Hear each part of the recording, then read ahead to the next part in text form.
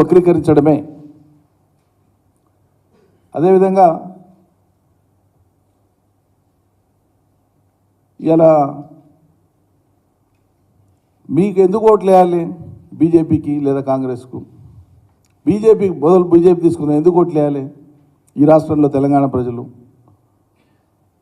దేన్ని చూసేయాలి? ఏ రంగంలో మీరు ఈ 10 ఏళ్ల కాలంలో భారతదేశాన్ని లేదా తెలంగాణ రాష్ట్రాన్ని అగ్రభాగాన నిలిపినారు? సామాన్యులు బతికేటువంటి బతుకుదెరువు చిత్రమైపోయింది. మహంగాయి మీద మీరు మాట్లాడిన మాటలు ఎన్ని మాటలు, అబ్బబ్బబ్బా! అధిక ధరల మీద మీరు మాట్లాడిన మాటలు 2014 కంటే ముందు మీరు మాట్లాడిన మాటలు కొన్ని రికార్డులలో ఉన్నాయి. ఎక్కడి నుంచి ఎక్కడికి తీసుకుపోయారు మీరు? ఏవి నియంత్రణలో ఉన్నాయి? సామాన్యులు వాడేటువంటి దినసరి సరుకుల నుంచి మొదలు పెడితే, డీజిల్ పెట్రోల్ గ్యాస్ నుంచి మొదలు పెడితే ప్రతి వస్తువు మీద ఈరోజు విపరీతమైనటువంటి ధరలు పెరిగిపోయినటువంటి స్థితిలో ఉన్నాం. దేశంలో సగటు ఎంప్లాయబిలిటీ అనేటువంటిది పడిపోయింది. అదేవిధంగా కొత్తగా భారీ పరిశ్రమలు మీరు పెట్టింది లేదు, కొత్తగా ఉపాధులు కల్పించింది లేదు. మీ చర్యల మూలంగా తెలంగాణ రాష్ట్రంలో ఏమన్నా కొద్దిమంది లక్షలాది మంది యువకులకు మేము ఉపాధి ఇచ్చినామని చెప్పేది ఏదైనా ఉందా? ఒకటేనా? మేము ఒక రాష్ట్రంగా, తెలంగాణ రాష్ట్రంగా, కొత్తగా ఏర్పడిన రాష్ట్రంగా అనేక ప్రయాసాలు కోర్చి ఐటీని అభివృద్ధి పరిచి ఐటీలో సుమారు 6,30,000 ప్రత్యక్ష ఉద్యోగాలను పెంచినాం. టీపాస్ ద్వారా, కొత్త పారిశ్రామిక విధానం ద్వారా అనేక చిన్న మధ్యతరగతి భారీ పరిశ్రమలకు అనుమతులు ఇచ్చి లక్షల మంది యువతకి ఉపాధులు ఇచ్చినాం. అనేక రంగాల్లో ఉపాధులు వచ్చినాయి. వ్యవసాయాన్ని అద్భుతంగా ముందుకు తీసుకొని పోయినాం. 2.5 కోట్ల మందికి ప్రత్యక్షంగా ఉపాధిని పెంచినాం. ఇట్లా ఒక్కొక్క రంగాన్ని తీసుకొని అత్యద్భుతంగా తీర్చిదిద్దినాం మేము. మీరు ఆ రకంగా ఏం చేసినారు? మీ చర్యల మూలంగా ఈ రాష్ట్రానికి జరిగిన గొప్ప మేలైంది. ఎందుకు మీకు ఓట్లేయాలి? అన్ని రంగాల్లో అధోగతి పాలు చేసినందుకు వేయాలన్నా బీజేపీ ఓట్లు? ఇది ఇట్లుంటేగా కాంగ్రెస్ది చెప్పిన మాటలు అమలు చేసేది పక్కకు పెట్టి దినామో కొత్త నినాదం, దినామో కొత్త ఆశ కల్పించడం.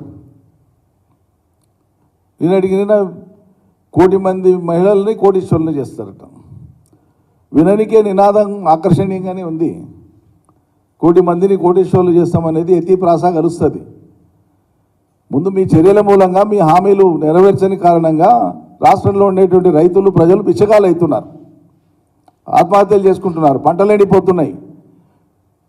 గొర్రెలు, పశువులు, మేకలకు మేపుతున్నారు ఎండిన పంటల్ని, నీళ్లు లేక, కరెంటు లేక. ప్రజలు మీరు ఇస్తామన్న 4,000 పెన్షన్ లేక అందక అధోగతి పాలవుతున్నారు. ముందు వాళ్ళు బిచ్చగాలు కాకుండా కాపాడండి. 1 కోటి మందిని కోటీశ్వరులు చేసే సంగతి దేవుడెరుగు.